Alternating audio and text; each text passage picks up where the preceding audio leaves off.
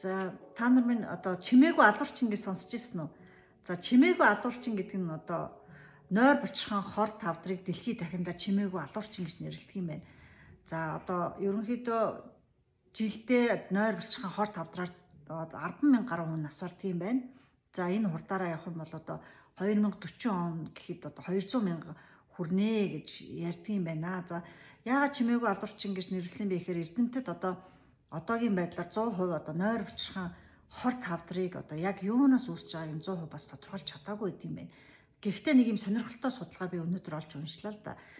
Нью-Йоркийн анагаахын сургуулийн одоо Эрдэмтэд одоо 9 жилийн турш 120 гаруй мянган хүмүүстээр одоо хүмүүсийн шүлсэн дээр судалгаа хийж одоо туршилт хийсэн юм байна.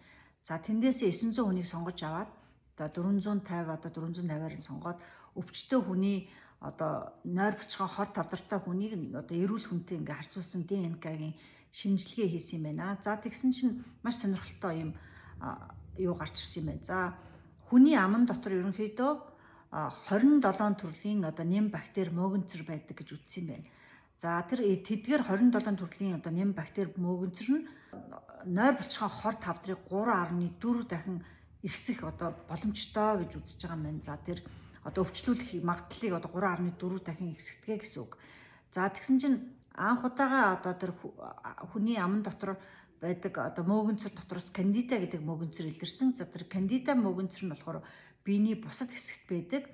За тэр байдаг байсан одоо тэр кандида гэдэг мөөгөнцөр нь нойр булчирхайн хор тавдрыг үүсгэж байж болзошгүй юм гэдэгт одоо шууд дүгнэлтэнд хүрсэн байна.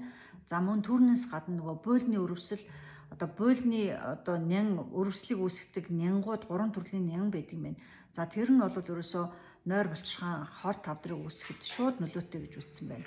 За тэгэхээр одоо Эрдэмтэд юу гэж зөвлөж байна вэ гэхээр за амныхаа эрүүл мэндийг одоо сайн сахиараа, шүдэ байн гуужаа, шүдний утсыг хэрэглэжээ, одоо жилд 1-2 удаа шүдний эмчтэй очижээ. Тэгээд буйлны өрөвслөөс урьдчилан сэргийлж явах хэрэгтэй. За тэр одоо кандида янз бүрийн одоо тэр мөөгөнцрийг одоо илт илрүүлж одоо эмчлэх юм болвол нэг ясандаа нойр булчирхайн хор тавдраас бас урьдчилан сэргийлэх боломжтой юм шүү гэж үзсэн байлээ.